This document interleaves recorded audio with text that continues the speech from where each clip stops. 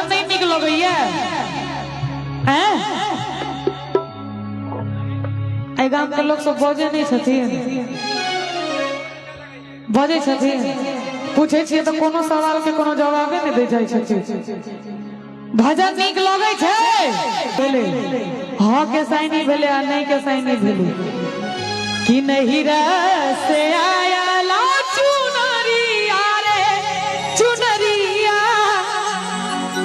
लागल झालर रे रे ललना रे रे ललना रे रे ललना रे ससुरा से आया ना से दूरवा रे से दूरवा भरल से दूर रे रे ललना रे ससुरा से आया ना से दूरवा रे से दूरवा भरल से दूर रे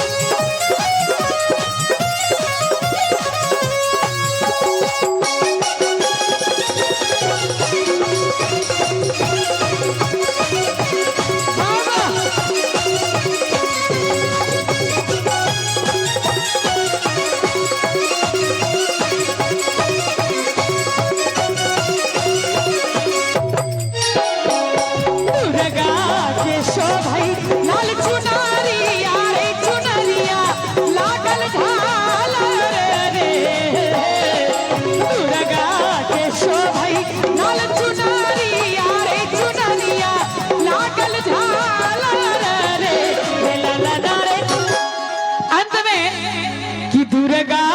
के शोभई लाल चुनरिया रे चुनरिया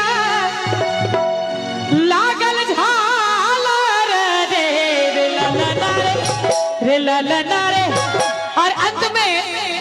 अपना अपना कुलदेवी के सब गोटे मिल के गौरवियो और ताली बजावियो सब गोटे दोनों हाथ ऊपर उठाकर रे ललना रे रे ललना रे रे ललना रे काली के शोभई छे हम सनूरवा रे सनूरवा भरल से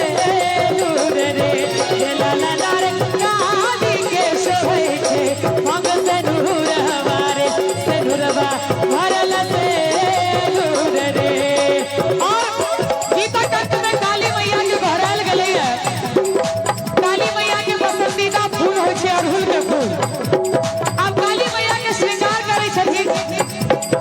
गौवे छी अपना सब गोटे मिलकर काली माई के आंगना राहुलवा के गाछिया खेलौना मैया झूमारी काली माई के आंगना राहुलवा के गाछिया खेलौना